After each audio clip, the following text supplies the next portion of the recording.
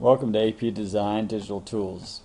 Today we're going to be talking about using the graph mapper to create some kind of customizations that otherwise might be a little bit tedious.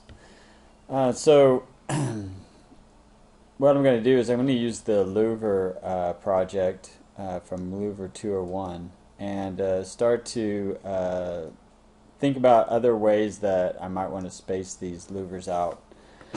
So let's imagine that we don't want a kind of a strict kind of constant louver pattern, maybe both in how deep they are and then also how far they're spaced apart.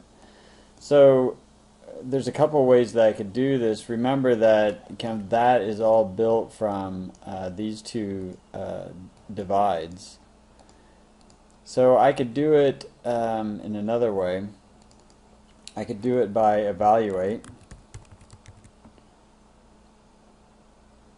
curve, and I can essentially place a lot of kind of very specific numbers.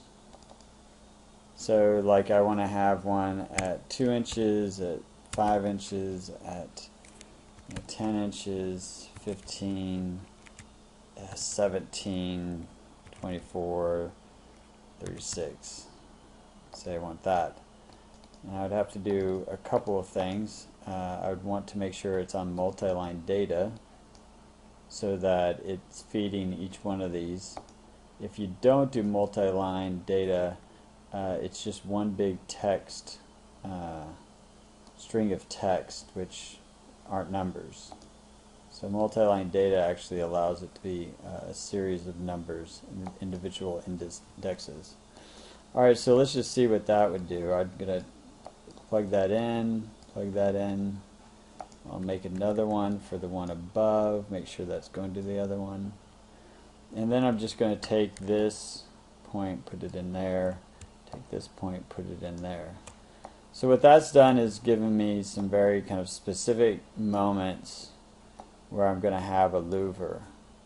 Alright, well that's well and good, but again that's rather tedious. You know, if I was getting to that kind of level of specificity, maybe it's worth it. But my sense is that most of us are going to just kind of want a certain amount of density in certain places and then a certain amount of less density in other places. So if that's the case, we're going to use a graph mapper. So the graph mapper allows you to get information that is based on a simple graph. Now there's a series, let me make sure that you can see this. There's a series of graph types that you can choose from. You can kind of play around with these, but I'm going to use Bezier. And the thing to know with the graph mappers, immediately your constant domain is between 0 and 1. So essentially you're going to give it as many, kind of how many times do you want to cut across this graph between 0 and 1. So I'm going to use what's called a range. A range, let's look at what that does. A range is you have to install a domain, which right now we're looking at 0 to 1, and its default is 0 to 1. So we're going to leave that alone. But we also have to feed it a number, and so that's going to be a number of steps. So what that means is that between 0 and 1, I'm going to tell it to have 60 steps. But before I do that, its default is 10. So let's just look at what that looks like. So between 0 and 1, it has 10 steps. And in fact, it has 11 steps, 0 to 10. So it's basically divided 1 into a series of steps. So at point 1, point 2, point 3. If we give it more, it'll divide that 0 to 1 into equal steps. So we're getting into some really fussy numbers at the moment. So let's just go plug that in here. and let's turn it down so we can see it visually.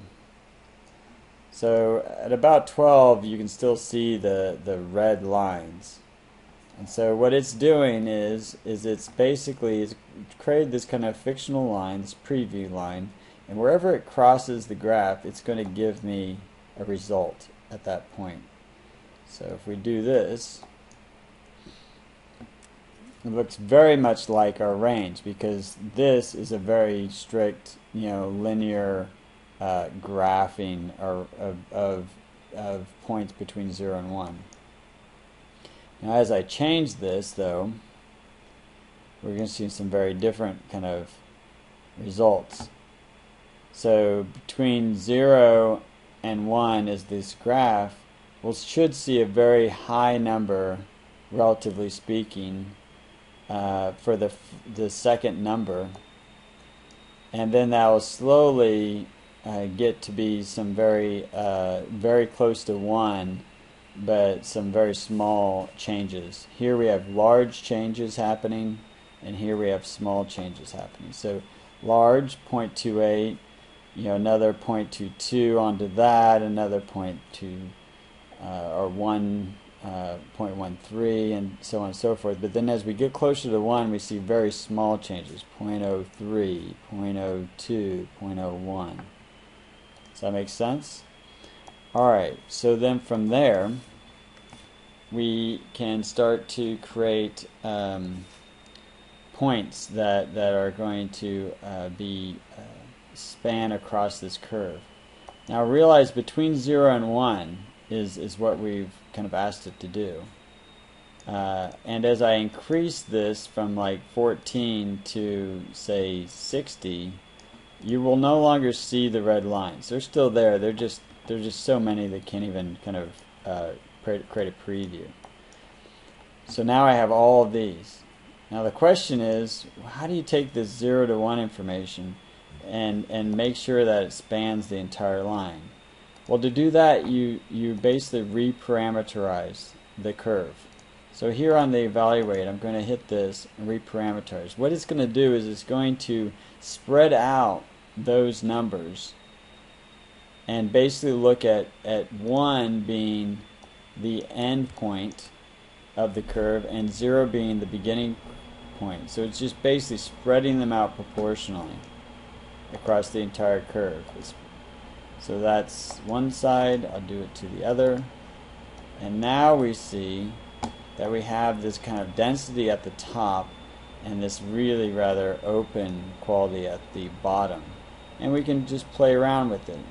Here we have dense bottom, middle is a little open, and top is very dense too. So kind of very quickly we get to a point where we're getting some very customized louver pattern. And we could use this in all kinds of different ways. So we could use it as the kind of amplitude that one might want to move the louver, meaning its depth. So if we just kind of use this same information and when we stick it into this,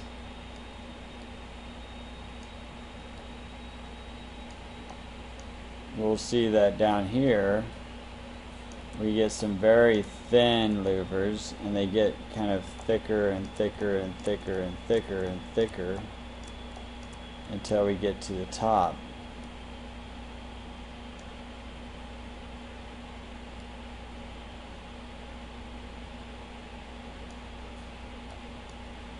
Oh, I'm grabbing the wrong one. So I grab this one. So you can see that this one is following that same curve, so it's kind of barely anything, and then they're all getting very close to 1. I can use the remap to kind of give these numbers a slightly larger kind of multiplication. So I'm going to tell it to be, say, 4. Instead of 0 to 1, it's going to go 0 to 4. So now we kind of see an exaggeration. Turn that down a little bit, the exaggeration of. And I can use, if I want to kind of keep it like same, like really kind kind of dense down here, open, but then I also want the same kind of information to be hitting their depth. So now I'm not using that second graph.